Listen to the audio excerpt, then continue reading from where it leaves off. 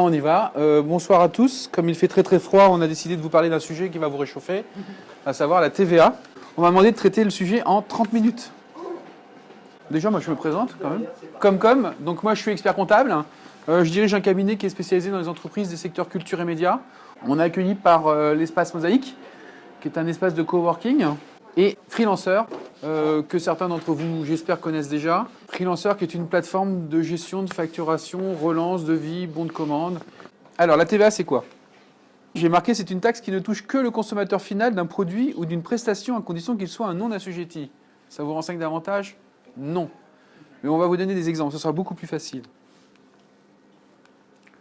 Le principe, c'est que quand vous êtes assujetti à TVA, quand vous avez une facture hors taxe de 1 000 €, vous allez facturer 1 200 €. Et après, on parlera des taux de TVA, parce que je sais qu'il y a des taux 10 ou 20%. C'est pas, pour l'instant, c'est un exemple avec un taux de TVA basique de 20%. Et quand vous achetez quelque chose, donc ça veut dire que sur votre facture de 1 200 € TTC, vous avez 200 € qui est de l'argent qu'on vous donne, mais qui n'est pas à vous. Et vous avez 1 000 € qui est vraiment votre argent que vous avez gagné dans la prestation.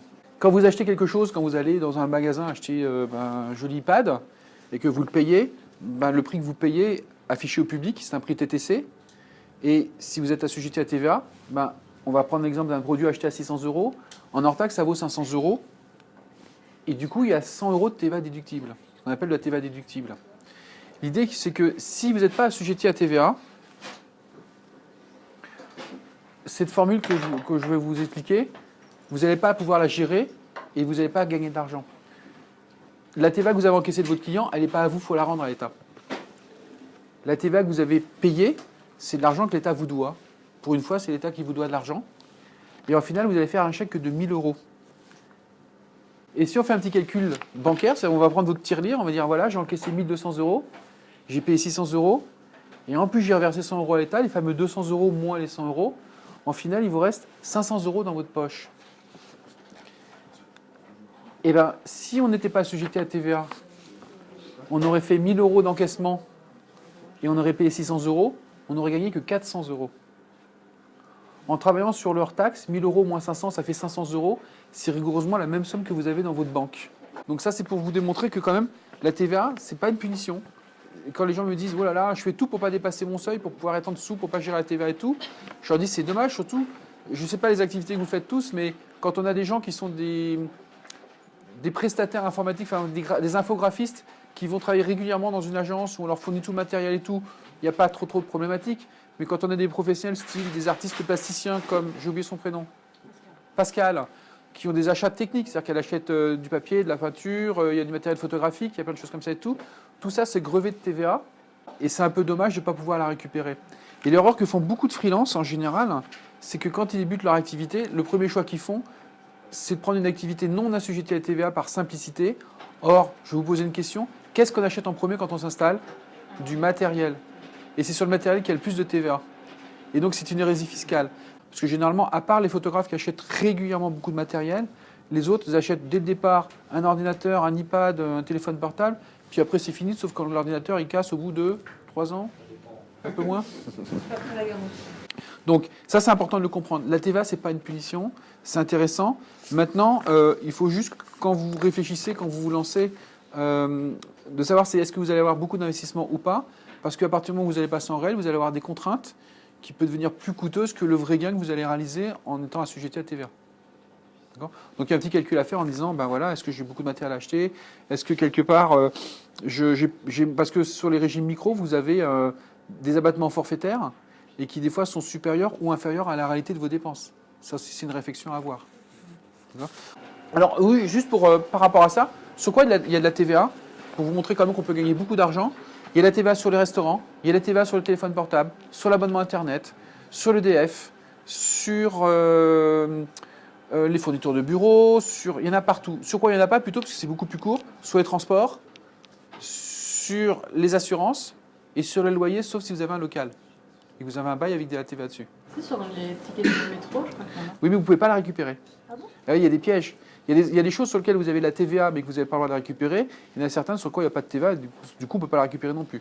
Donc attention, quand vous êtes au réel, vous devez calculer tout en hors taxe pour savoir combien vous allez gagner. Mais quand vous êtes en régime micro, pour savoir votre gain, vous devez réfléchir que les dépenses seront en TTC. D'accord?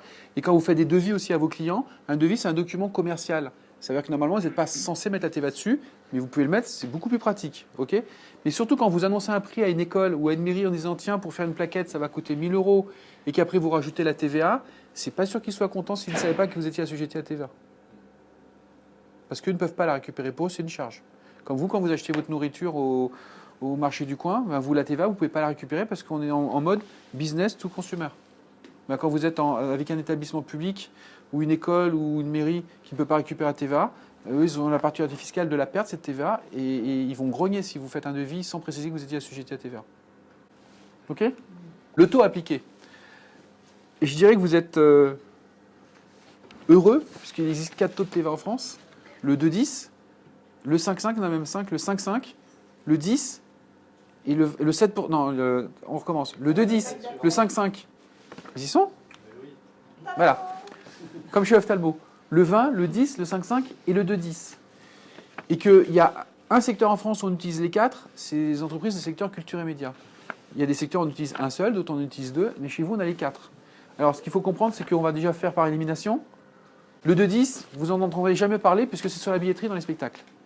Ça ne vous concerne pas. Le 5,5, il est sur les livres.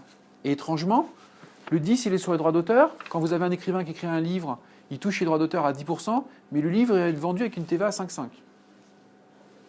C'est comme ça. Quand vous allez à un spectacle de cirque et qu'il y a au moins 3 musiciens qui jouent pendant le spectacle de cirque, vous avez une TVA sur le spectacle à 5,5. Si un seul coup, c'est que de la musique enregistrée, on va passer à 20%. Quand vous allez voir une corrida avec le taureau est tué à la fin, on a du 5,5. Quand le taureau n'est pas tué, on a du 10. Vive la France. Spectacle vivant. Ouais. Non mais c'est voilà, c'est très très compliqué la TVA. En plus, on est en train de nous changer plein de choses dès qu'on travaille à l'international. Attention, c'est bien de passer au réel, on a beaucoup d'avantages, mais ça entraîne des complications et il ne faut pas faire n'importe quoi tout seul dans son coin.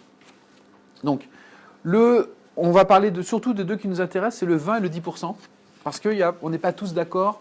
Avec Fabrice, on est d'accord, mais il y a des gens qui ne sont pas d'accord avec moi sur le taux appliqué dans les métiers des freelances. Le 10%, il s'appelle le taux sur les droits d'auteur. Et le 20%, c'est le taux sur les prestations de services. Quand on a quelqu'un qui vend une sculpture, une peinture, une photographie, on a le 10% sans ambiguïté, il vend une œuvre d'art.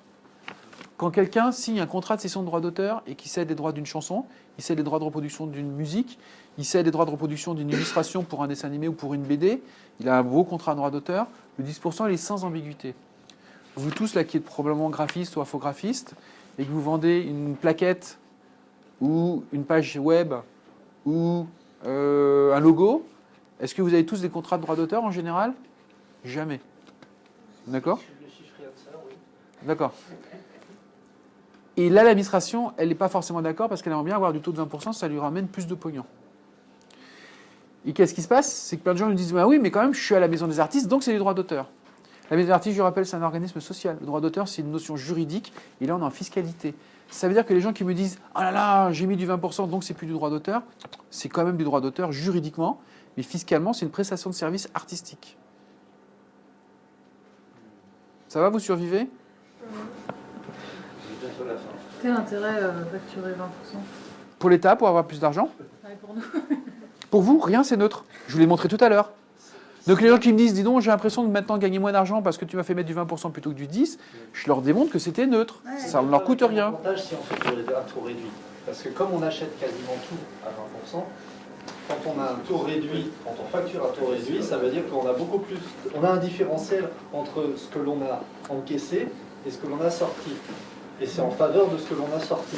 Donc ça veut dire qu'on va avoir de l'argent qui va nous être remboursé par l'État sur la TVA trop perçue. Donc attention à ça. Moi, je vois des cas de redressement fiscaux où on nous dit vous avez les contrats de droit d'auteur à nous présenter et s'il n'y en a pas, c'est pas pour autant que la GSA ou la maison d'artiste grogne, c'est pas pour autant que si on dénature votre œuvre ou si on fait n'importe quoi avec, vous ne pourrez pas être protégé.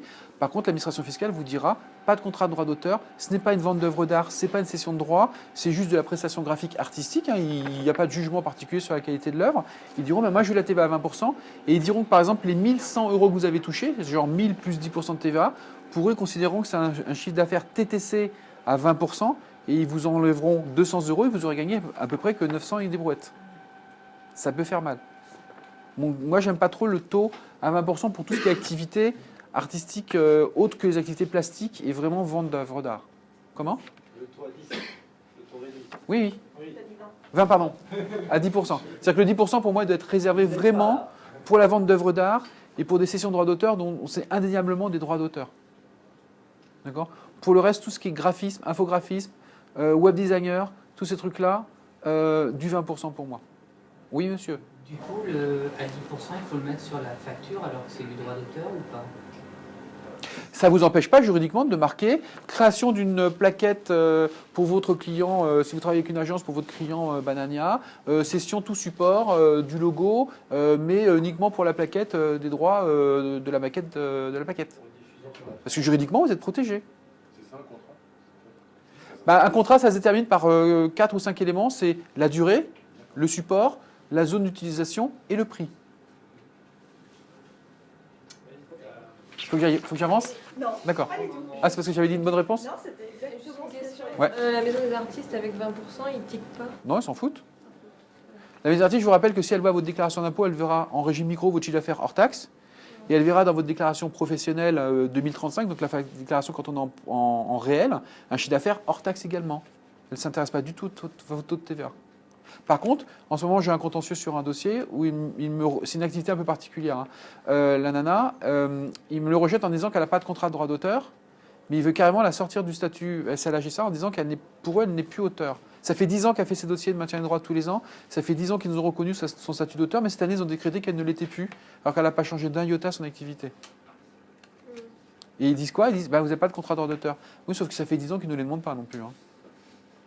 Elle fait du film-annonce pour le cinéma. C'est-à-dire qu'elle prend des images, c'est elle qui choisit lesquelles, c'est elle qui les habille et qui fait une nouvelle œuvre audiovisuelle. Et juridiquement, c'est vraiment reconnu comme ça.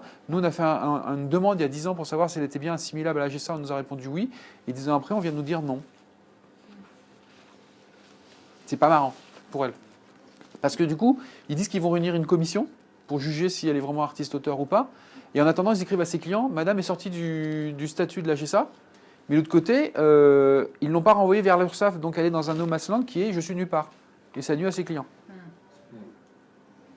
Surtout qu'avec, vous avez lu un peu l'actualité, mais avec la fusion de la maison d'artistes et de la GSA, il y a une espèce de poursuite à qui sera le meilleur et le plus méchant pour montrer qu'il a l'étoffe de diriger un organisme, et donc il devient un peu plus sévère qu'avant. D'accord?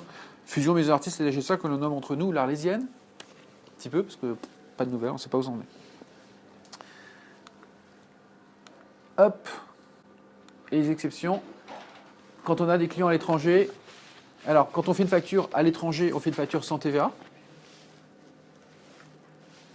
Il y a des petites mentions à mettre sur les factures. Si c'est un client qui est dans l'Europe, vous devez demander le numéro de TVA intracommunautaire de votre client et l'indiquer sur votre facture. Et quand c'est un client hors Europe, il faut mettre une petite phrase avec marqué exonération de TVA, article 259B ou C du Code général des impôts. C'est des mentions obligatoires. C'est 25 € d'amende par mention obligatoire oubliée sur les factures. La centrale Leclerc vient d'écoper cette année d'une amende de 1 700 000 € pour une erreur sur une facture, mais comme elle est reproduite 56 000 fois, ils ont 1 700 000 €. Moi, j'ai un client qui a déjà eu 825 € d'amende. C'est-à-dire qu'on prend les factures, on fait 25 fois X égale 825. Aujourd'hui, de mémoire, il y a 16 mentions obligatoires et c'est vrai que sur Freelancer, elles sont mises à jour dès qu'il y a une petite modification. Par exemple, il y a l'année dernière, ils nous ont rajouté qu'il y avait une clause. La TVA est gérée automatiquement. Voilà. On choisit juste le pays du client et ça gère la TVA. Il y avait une clause qui disait que vous devez mettre une petite phrase genre si je suis payé en retard, je vous refacturerai 40 € de frais de retard.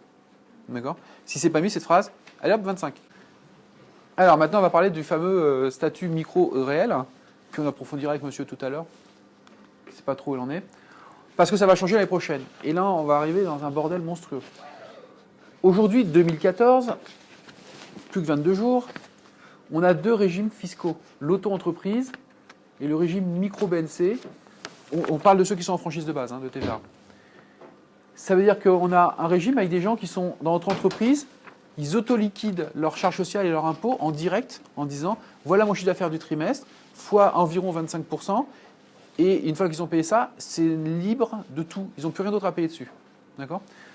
Ceux qui sont en micro-BNC, ils disent voilà mon chiffre d'affaires, j'ai un abattement forfaitaire de 34%, ça me donne une base théorique. C'est cette base qui sert de calcul aux cotisations sociales et qui sert de calcul à l'impôt sur le revenu au taux progressif. Ça, c'est ce qu'il y avait jusqu'à présent. Puis il y avait ceux qui sont réels, où on fait un vrai bilan, un vrai calcul de résultat. Ils se sont rendus compte que c'était à peu près la même chose. Et donc, Mme Pinel, ministre de je ne sais pas trop quoi, a dit, eh ben, on va les fusionner. On va faire la micro-entreprise. Ils se sont cassés la nénette pour trouver un nom. C'est comme au Scrabble, c'est les dominos, non? On prend le premier, puis on prend le dernier, puis on... ça aurait pu être aussi l'auto BNC, c'était pas très beau. Ils ont choisi la micro-entreprise. Et l'idée, c'est quoi? C'est de dire que plus personne pourra avoir chiffre d'affaires moins d'abattement égale base imposable. C'est tout le monde aura l'obligation de faire chiffre d'affaires fois un taux, j'auto-liquide mes charges sociales, j'auto-liquide mon impôt sur le revenu. Attention, c'est ce que vous allez voir partout, sauf qu'ils ont oublié quelque chose. Je vais vous poser une question d'abord ici. Qui est au précompte ici? Les précomptes de la maison des artistes ou de la GSA? Comment? Vous êtes au précompte? Vous êtes au précompte? D'accord. C'est-à-dire que quand vous faites vos factures, vous avez des charges sociales qui partent directement et qui sont reversées par vos clients à la maison d'artistes ou à la GSA en attendant votre affiliation. Le problème, c'est que dans le nouveau régime, en auto-liquidant vos charges sociales, vous allez les payer deux fois. Une fois parce que vos clients vont les retirer et une fois parce que vous allez les payer en ligne à l'URSSAF. Donc ça ne marche pas. Ça ne marche pas. Donc on est allé voir, à l'aide d'un syndicat, je suis allé au ministère de la Culture il y a un peu plus d'un mois maintenant, en leur disant hey, vous avez oublié quelque chose là, il y a quand même 200 000 freelances qui sont concernés par votre bêtise, qu'est-ce que vous nous proposez comme solution? Alors ils ont donné oralement une solution, mais ils ne veulent pas nous l'écrire pour le moment. La solution, c'est que le régime micro-entreprise ne peut concerner que les gens qui sont à l'URSSAF, pas les gens qui sont à la maison d'artistes ou la GSA. Sauf que pour l'instant, vous ne le verrez dans aucun texte, et il se peut que certains centres des impôts, pour ceux qui sont en micro, soient enquiquinés par les impôts à cause de ça. Parce que les impôts, bien sûr, ils ne seront pas au courant. Hein. Ils vont appliquer le texte en disant « Oh là là, on ne vous veut plus, c'est plus possible, vous ne pouvez plus être en micro-BNC, il faut que vous soyez notre entreprise, et puis ils risquent de vous radier, direct. » D'accord ? Donc attention à ça. Je n'ai pas de réponse plus que on attend du ministère de la Culture, qui nous a dit « Ah oui, mais il faut qu'on voit, c'est transversal, il faut qu'on voit avec Bercy, puis il faut qu'on voit aussi avec le ministère du Travail, parce que c'est 3 ministères qui sont concernés. » Donc ça va prendre, en 2017, on y sera encore, hein, mais pour l'instant, en plus, Rémi Aron, notre copain Rémi Aron, président de l'Association pour la maison d'artistes, qui aurait dû s'insurger de cette chose, absolument rien dit, disparu dans la nature. Rémi, bonjour, si tu m'entends. Ça, c'est pour la déclaration... Pour la déclaration d'impôt de 2015 que vous ferez en 2016. Ah, d'accord. 2014, vous êtes encore sauvé. D'accord ? Donc voilà ce qui va se passer. Alors, est-ce que c'est bien, est-ce que c'est pas bien ? Pour ceux qui sont à l'URSSAF, c'est bien, ça ne me choque pas. Pour ceux qui sont à la GSA Maison d'Artistes, ça va véritablement rien changer, mais vous ne faites pas avoir par des administrations qui ne le connaîtront pas, ça. OK ? Et au niveau des seuils, voilà ce qui se passe. C'est qu'aujourd'hui, parce que c'est la nouveauté qu'ils nous ont pondu, quand vous dépassez 2 années de suite 32 900 € de chiffre d'affaires et que vous êtes en régime micro, la 3e année, vous êtes obligé de passer au réel. Si vous dépassez 32 900 et que vous dépassez également la 2e tranche qui est de 34 900, cette année, c'est dramatique. Pour ceux qui n'ont pas encore fait leur compte, ça veut dire que vous êtes assujetti à TVA jusqu'à la fin de l'année, mais que vous devez faire une déclaration réelle depuis le 1er de l'année, depuis le 1er janvier. Ça veut dire qu'en général, ceux qui pensaient qu'ils étaient au micro, ils n'ont gardé aucun frais pendant l'année. Ils ont quand même leur loyer, leur EDF, tout ça. Mais ils n'ont pas gardé les notes de restaurant, ils n'ont pas gardé les notes de taxi, ils n'ont pas gardé l'achat de fournitures et autres. Et ils se retrouvent à faire une déclaration au réel, où n'ayant peu de frais, ils vont être surmajorés artificiellement de leur impôt sur le revenu. Et l'autre chose, pour ceux qui sont réels, ils savent ce que c'est, mais pour ceux qui sont micro, ils ne savent peut-être pas encore. Quand on est au réel, pour pouvoir éviter d'avoir, on va dire, un contrôle fiscal, l'administration vous demande d'adhérer à une association de gestion agréée qui contrôle vos comptes préalablement pour être sûr qu'il n'y a pas trop d'anomalies dedans. Et ceux qui se retrouvent au mois de septembre, octobre, novembre à dépasser le seuil de 34 900 et à faire une déclaration réelle pour l'année, comme il faut adhérer à l'association de gestion agréée avant le 31 mai de chaque année, ils se retrouvent majorés d'office de 25% d'impôts. D'accord ? Donc, avant le 31 mai, vous devez regarder vos tableaux de recettes et vérifier que vous ne dépassez pas le 34 900. Ou sinon, adhérez tout de suite à Enaga. Il y a Enaga, d'ailleurs, qui est patron ici, qui s'appelle Opel Opera. Ils ont trouvé une méthode que je trouve très bien. Ils vous adhèrent moyennant la somme de 50 €, parce que la cotisation Enaga, c'est en moyenne 250 €. Ils vous adhèrent pour 50 €, et en fin d'année, ils vous demandent la question, est-ce que vous avez dépassé les seuils ou pas ? Si vous avez dépassé les seuils, ils vous demandent les 200 € complémentaires, et vous n'avez pas les 25%. Si vous n'avez pas dépassé le seuil, vous faites don de 50 € à cet AGA au titre des orphelins de la RATP. Non, mais voilà, ils gardent l'argent parce qu'ils ont fait un dossier, ils ont traité un peu la chose. Et du coup, ça élimine les risques. Cette association s'appelle APL Opéra et elle est 14 avenue de l'Opéra. Et d'ailleurs, je vous la recommande davantage que Artaga, qui est assez réputé chez les freelances, mais qu'on n'aime pas du tout. Fabrice est d'accord avec moi sur ce point. APL Opéra, on est beaucoup plus tranquille avec eux. APL Opéra, Association pour les professions libérales. Oui, vous pouvez aller chez France Gestion. Je ne suis pas trop de problème chez France Gestion, sauf qu'ils ne sont pas du tout spécialisés métiers artistiques. Les deux seuls spécialisés métiers artistiques, c'est Artaga, c'est historique, et le deuxième, c'est Appel Opéra, qui ont 2 collaborateurs qui ne travaillent que sur les dossiers artistiques. Sinon, ils rajoutent 25% sur quoi? Et ben, on prend votre bénéfice et on fait x 1,25 et vous payez 25% d'impôt en plus. Mais ça, c'est la base. Non. Si par exemple cette année-là, vous rentrez ce soir à la maison, vous allez vous faire peur, vous allez additionner votre chiffre d'affaires et vous trouvez 35 000 €. Et ben, vous devez faire une déclaration au réel pour toute l'année 2014, payer la TVA jusqu'à la fin de l'année. Et pour toute l'année 2014, le bénéfice que vous aurez, il sera majoré de 25%. Mais comme en plus, vous n'aurez pas gardé vos frais depuis le début de l'année, vous allez artificiellement gonfler votre bénéfice à cause de ça. Donc vous allez avoir un bénéfice plus gros que normal, plus les 25%. C'est le double effet qui se coule. Et les 25%, c'est pour compenser la marge d'erreur. C'est parce qu'ils estiment que quand vous n'avez pas joué le jeu d'adhérer préalablement à une AGA pour vous faire pré-contrôler, c'est quelque part, il y a anguille sous roche, vous devez faire des choses pas belles.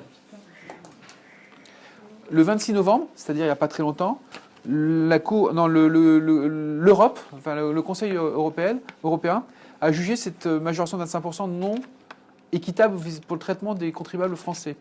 Et a dit à la France de trouver une solution avant le 26 janvier. Mais c'est tout récent, je l'ai appris avant-hier. A demandé à la France de trouver une solution avant le 26 janvier, il leur laisse 2 mois, sinon la France sera condamnée en Cour européenne de justice. On ne sait pas ce qui va se passer non plus.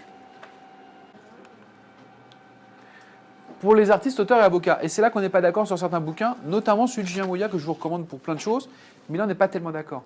Il y a un seuil spécifique. Ce seuil spécifique, il s'appelle le seuil spécifique pour les artistes, auteurs et les avocats, mais il s'appelle seuil spécifique pour la TVA, qui dit que... Ça remet un petit peu? Non? Bougez vite. Enfin, c'est quoi la différence entre le truc d'avant et... Le truc d'avant, c'est le seuil spécifique pour passer du réel, du micro au réel. Pour les prestations de service. Pour les Non, même pour... C'est surtout, voilà, là, C'est tout le monde, tous les contribuables freelance. les artistes auteurs et les avocats. On ne sait pas pourquoi on les a mis dans le même paquet. Si, moi je sais pourquoi. Quand ils se dépassent ces seuils-là, ils doivent tenir une comptabilité. D'accord? Mais ils ne sont pas encore obligés d'être assujettis à la TVA. Quand ils dépassent ces 2 autres seuils, le 42 600 et le 52 400, qui fonctionnent pareil, c'est si je dépasse ça, l'année d'après, je suis assujetti à TVA. Si je dépasse ça, l'année en cours, je suis assujetti à TVA. Non, pour la fin de l'année. D'accord? Avec la facture qui vous fait dépasser ce seuil, c'est cette facture-là qui est assujettie à TVA. Donc il faut vite la refaire. D'accord? Sur quoi on n'est pas d'accord dans certains ouvrages, en l'occurrence avec Julien Moya, c'est que Julien Moya assimile ce seuil-là au précédent. Il dit que les freelances, ils peuvent attendre jusqu'à 42 000 pour être au réel et à la TVA. Et moi, je dis, il faut attendre 32 pour être au réel et attendre 42 pour être à la TVA. Et j'ai obtenu une réponse par écrit des impôts. C'est bien 2 seuils distincts. Ouais. Il n'y a aucune confusion possible. Les textes sont très clairs. Il y en a un qui parle de 32 000 pour le BNC, enfin 32 000, c'est 900 pour le BNC, et l'autre qui parle de 42 600. Donc on est les seuls à pouvoir, enfin les artistes auteurs sont les seuls à pouvoir sortir du régime micro, mais ne pas être à la TVA immédiatement. Donc on a un petit battement entre les deux. Après, il faut se poser la question, est-ce que ça vaut le coup ? Parce que ça peut très facilement valoir le coup de demander immédiatement à être à la TVA, à être soumis à la TVA, parce que, comme on a pu voir avec les différences de taux, on peut faire un gain grâce à la TVA. Parce qu'on gagne des sous avec la TVA, on gagne des sous avec la TVA, mais c'est surtout quand on est obligé de tenir une comptabilité, de rajouter la notion de TVA dans sa comptabilité, c'est rien de plus. Donc à partir du moment où on est obligé de tenir quelque chose, on a une contrainte informatique pour tenir la comptabilité, eh ben on rajoute la TVA. Alors pourquoi? Parce que Fabrice disait, mais je ne comprends pas pourquoi on a mis les avocats dans le même lot que les artistes. Il y a une raison, c'est que vous travaillez avec des particuliers à qui vous vendez des œuvres d'art, et que les avocats font aussi des actes avec des particuliers, et que c'était pour favoriser encore du chiffre d'affaires sans que les contribuables personnes physiques soient encore pénalisés du prix de la TVA. Le détail est disponible dans les fiches pratiques de Freelancer et Ouais. ça a été vérifié par monsieur. Donc, Et détaillé exactement Et sur le ça, site mais- comcom.fr, donc comcom.fr, j'ai plein de fiches pratiques. Il y a des fiches qui s'appellent fiches experts. Il y a des fiches sur la formation continue chez les artistes-auteurs, sur comment on déclare ce revenu micro réel et on monte les avantages et les inconvénients. Il y a ce que c'est qu'une association de gestion agréée, il y a une fiche pratique dessus. Il y a plein de choses. Il y a même des vidéos qui disent comment s'installer quand on est freelance. Ah, puis pour monsieur, il va être très content. Il y a une petite vidéo qui s'appelle « Quels sont les frais que je peux passer dans ma comptabilité ?» D'accord. Ça, c'est dans la rubrique Parole d'expert, alors que l'autre, c'est fiche expert. Quand on dépasse les 32 000 ou les 34 000, Ouais. on passe automatiquement aux frais réels. Ça, Ouais. on ne décide pas. Ah, c'est la loi. Et si vous oubliez de le faire et que vous déclarez encore en micro, bah, imaginons que vous déclarez en micro 35 000 € de chiffre d'affaires. Dans 2 ans, les impôts, vous vous rattrapez en vous disant « Ah, vous vous êtes trompé ». Mais vous dites « Mais pourquoi ils ne le font pas tout de suite ?» Parce qu'ils attendent 2 ans pour pouvoir mettre plus de majoration de retard. Ok. Et pour, Je ne sais pas si c'est à ce stade-là. Mais... Si. Bah, si, je suis membre de la commission départementale des impôts, je sais comment ça se passe. Hein. et pour la TVA, on choisit comment et auprès de qui? Eh ben, faut... Non, c'est de... Vous envoyez un courrier commandé aux impôts en disant monsieur, parce qu'on dit bonjour, hein, monsieur quand même, ou madame, suite à mon dépassement, ça, je vous informe que à partir de maintenant, je serai assujetti à la TVA. Et ils vont vous ouvrir un compte TVA pour que vous puissiez faire vos déclarations. Surtout que maintenant, comme on est obligé de faire les déclarations en ligne, ça ne peut pas se faire sans que vous ayez un numéro, enfin, on va dire sans que les impôts vous aient ouvert le robinet. Je ne peux pas faire une facture en notant la TVA, il faut que je l'ai notée en... Si, vous pouvez faire la facture en mettant la TVA. Le problème, c'est que pour pouvoir reverser cette TVA à l'État, maintenant que vous êtes obligé de la faire par Internet, parce qu'on n'a plus le droit depuis le 1er octobre, il faut que vos centres des impôts vous ouvrent le robinet en disant vous devez reverser la TVA, sinon, si vous vous connectez, ben, vous aurez en face de vous un mur, ça ne marchera pas. Il faut qu'il vous attribue un numéro de TVA intracommunautaire qui peut être utile justement quand on travaille avec l'étranger ou quand on fait facturer. Et qui normalement doit figurer sur toutes les factures, ça fait partie des mentions obligatoires. D'accord. Et ça, la TVA qu'on va reverser ensuite, Ouais. c'est en même temps que l'avis d'imposition. Non. Non. On- On... Ça change l'année prochaine, monsieur. Dites donc vous.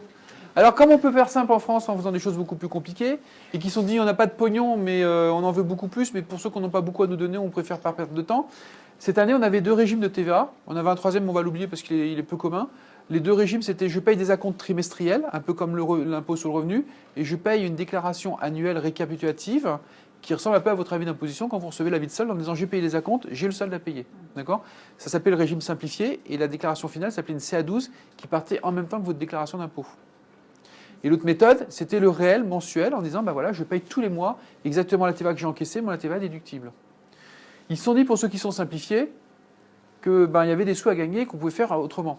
Et donc ils ont décrété que toutes les personnes qui payent plus de 15 000 € de TVA par an, ils ne pourront plus être au simplifié, ils vont devoir passer au réel mensuel. D'accord ? Et quand vous faites taux à 20%, 15 000 divisé par 20%, ça vous fait des gens qui font 75 000 € de chiffre d'affaires. Ce n'est pas démentiel 75 000 € de chiffre d'affaires. Donc tous ceux qui dépassent 75 000 € de chiffre d'affaires, réel mensuel, à partir de l'année prochaine. En échange, ils ont dit, tous ceux qui payent des acomptes trimestriels et qui font donc moins de 75 000 € de chiffre d'affaires, on a beaucoup de traitements informatiques, on ne va pas se prendre la tête, on va rendre le trimestriel semestriel. Le problème que je constate, c'est que généralement, vous avez déjà du mal à lâcher la TVA tous les 3 mois. Maintenant, on va vous demander de la mettre de côté pour 6 mois.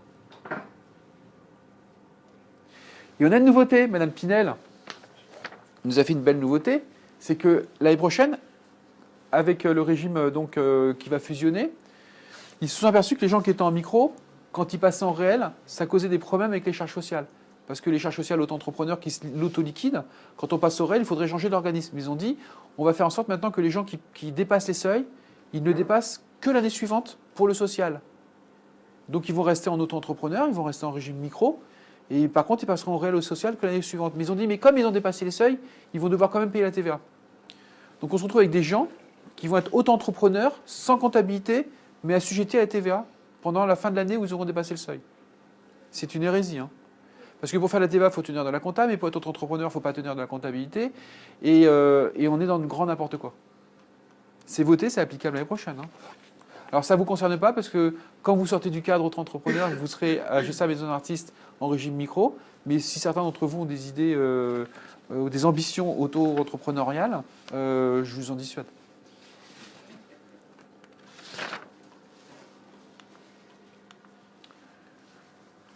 Alors vous êtes persuadé que la TVA, ce n'est pas une punition ? Qui est persuadé ? Ouais, je rends mon tablier. Je suis très susceptible. Vous savez que les experts comptables sont des gens très susceptibles. Faut pas me la faire. Hein. Non, c'est vraiment un cadeau. Et par contre, quand les gens viennent voir et me disent je fais 10, 15 000 euros de chiffre d'affaires, est-ce que c'est intéressant? Non, non, non, non. Parce que le coût d'une comptabilité, le coût d'adhésion à une association de gestion agréée à 250 euros, le temps que vous allez passer à gérer un petit peu tout ça. Comment? Ah oui, je dis le coût de la comptabilité pour être humble, pour pas dire le coût d'un expert comptable. Parce que de toute façon, si vous ne passez pas par un expert comptable, vous serez obligé d'acheter un logiciel. D'accord? Donc c'est moins cher un logiciel. Mais le temps que vous allez passer pour faire des choses en 3 fois moins vite que nous on peut le faire, vous allez perdre aussi de l'argent. Time is money. On a autre chose à faire. Chacun son métier. Combien un comptable? Et les vaches seront bien gardées.